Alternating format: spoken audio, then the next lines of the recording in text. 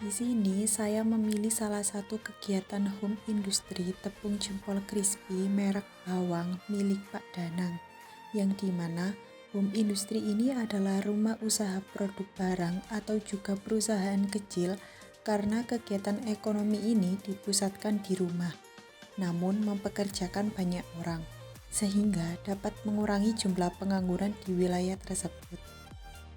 Saya akan menganalisis usaha home industry tersebut dengan menggunakan 4 metode. Yang pertama yaitu social mapping, yang kedua yaitu diagram Venn, yang ketiga yaitu food basket, dan yang terakhir yaitu matrix scoring. Yang pertama adalah social mapping. Usaha ini didirikan pada tahun 2019. Asal-usul atau awal mula berdirinya home industry tersebut adalah pengalaman pemilik usaha pada saat bekerja sebagai sales di sebuah perusahaan, serta tahu bagaimana cara pemasarannya, sehingga memunculkan ide untuk membuat usaha sendiri. Bukan hanya pemasarannya saja, melainkan beliau juga mengetahui resep yang digunakan dalam pembuatan tepung tersebut, sehingga makin meyakinkan untuk membuka usaha sendiri.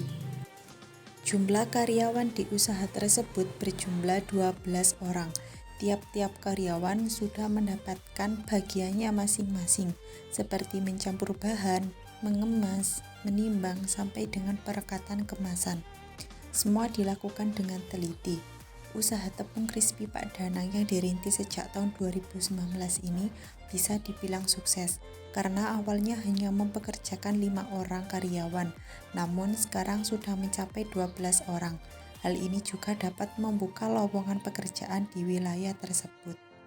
Metode yang kedua yaitu diagram Venn, yang dimana dengan diagram Venn ini kita bisa mengetahui poin yang paling penting dari usaha ini, seperti masalah yang diprioritaskan, masalah yang sedang diprioritaskan, dan masalah yang tidak diprioritaskan namun menjadi masalah.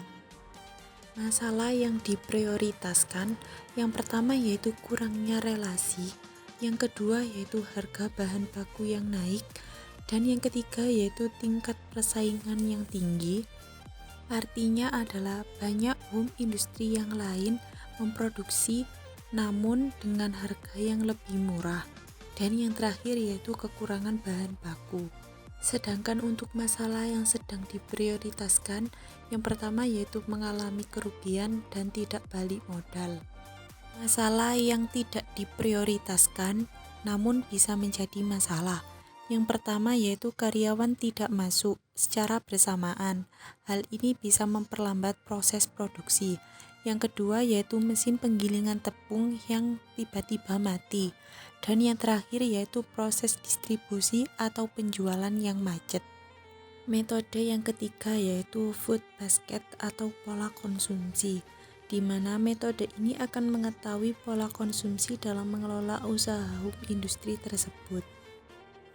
Yang pertama adalah modal dalam mendirikan usaha. Modal pertama Pak Danang pada saat mendirikan usaha tersebut berawal dari pinjam di bank dan hanya mempekerjakan keluarganya saja. Namun sekarang sudah membuka lowongan kerja bagi masyarakat di situ. Dan yang kedua yaitu pembelian bahan baku. Bahan baku yang digunakan dalam home industri tersebut adalah plastik kemasan, tepung beserta bumbu rahasia seperti bawang putih dan lain-lain, lalu digiling menggunakan mesin penggilingan khusus tepung. Dan yang ketiga yaitu proses distribusi. Di sini Pak Danang bekerja sama dengan temannya yang berprofesi sebagai sales, lalu diperjualbelikan sampai ke daerah Jawa Tengah, Malang, Tulungagung. Bukan hanya itu saja, Pak Danang juga memperjualbelikan tepung tersebut di toko-toko terdekat rumahnya. Untuk pola konsumsi karyawan, yang pertama yaitu gaji karyawan. Gaji karyawan di home industri tersebut 20.000 per kardusnya, dan biasanya satu karyawan bisa menghasilkan 6-7 kardus. Dan yang kedua yaitu tunjangan. Untuk tunjangan hari raya, biasanya karyawan diberikan bingkisan yang berisi gula, minuman gelas, makanan ringan, dan juga beras. Metode yang terakhir adalah matrix scoring. Metode ini bisa mengetahui skala prioritas atau masalah-masalah yang dihadapi dalam memulai usaha tersebut, mulai dari skala terbesar sampai dengan skala terkecil. Berikut adalah contoh dari penggunaan metode matrix scoring dengan menggunakan skor 1 sampai 10. Bisa dilihat bahwa masalah dengan skala terbesar terdapat pada proses distribusi yang macet dan tingkat persaingannya yang tinggi.